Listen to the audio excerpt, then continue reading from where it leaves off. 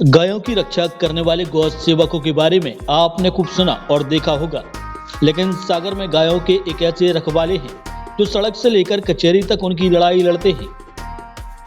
गौ भक्त वकील अब तक गायों से संबंधित 2700 से अधिक केस फ्री में लड़ चुके हैं।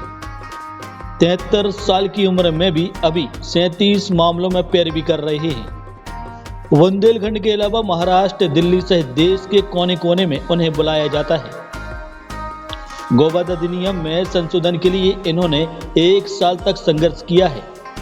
दरअसल सागर शहर के परकोटा निवासी बीसी जैन साल 2002 से गायों के संरक्षण के लिए काम कर रहे हैं। विद्यासागर महाराज की प्रेरणा से उन्होंने गायों से संबंधित केस लड़ना और गायों को कटने से बचाने का काम शुरू किया था।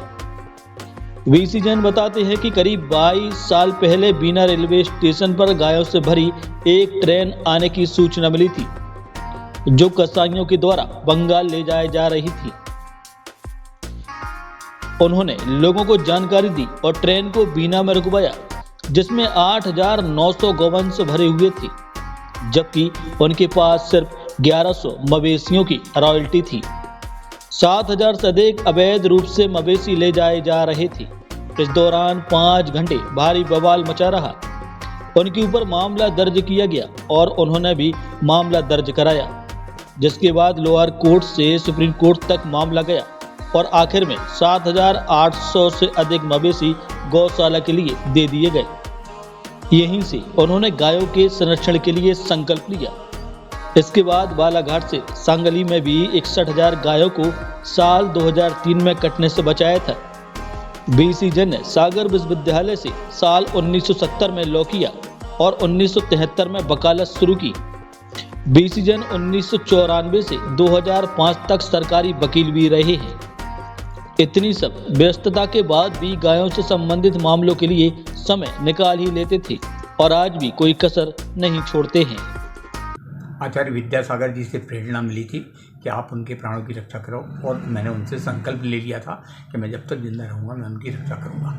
कसाईयों ने मेरे को बहुत परेशान किया, बहुत कोशिश की, मार डालने तक की कोशिश की, मेरा घर भी घेरा, मुझे इस कोर्ट में भी घेरा, लेकिन उनका आशीर्वाद था और गायों के प्राणों की रक्षा करने का मेरा संकल्प था। इस वजह से मैं बचता रहा और मैंने उनकी रक्षा की। अभी तक मैं करीबन 2700 केस लड़ चुका हूँ और सभी केस जीता हूँ। सबसे बड़ा आंदोलन ये किया कि जब मैंने ये संकल्प लिया था उस समय एक गाय की हत्या करने पर मात्र 50 रुपये जुर्माना होता था और 1 माह की सजा का प्रावधान था। मैं मध्य प्रदेश शासन को पत्राचार करता रहा और उनसे लड़ता रहा। उसके बाद उन्होंने मेरी बात को माना और संशोधन किया और कानून में संशोधन करके फिर 3 वर्ष की सज़ा और 5,000 रुपये जेल का प्रावधान किया। फिर भी मैं उनसे लड़ता रहा। ऐसे उदाहरण दिए कि जब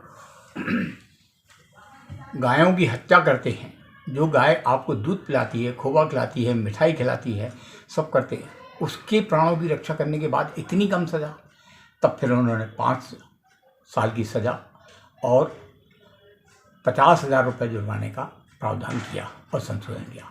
वर्ष 2004 में मेरे प्रेरणा के कारण उन्होंने एक नया कानून बनाया, मध्य प्रदेश गौवंश वध प्रतिषेध अधिनियम, और इसमें उन्होंने 50,000 रुपये जुर्माना और 7 वर्ष के कठोर कारावास का प्रावधान रखा कि कोई भी यदि गाय की हत्या करेगा तो उसे 7 वर्ष के कठोर कारावास से और 50,000 रुपये जुर्माने से दंडित किया जाएगा।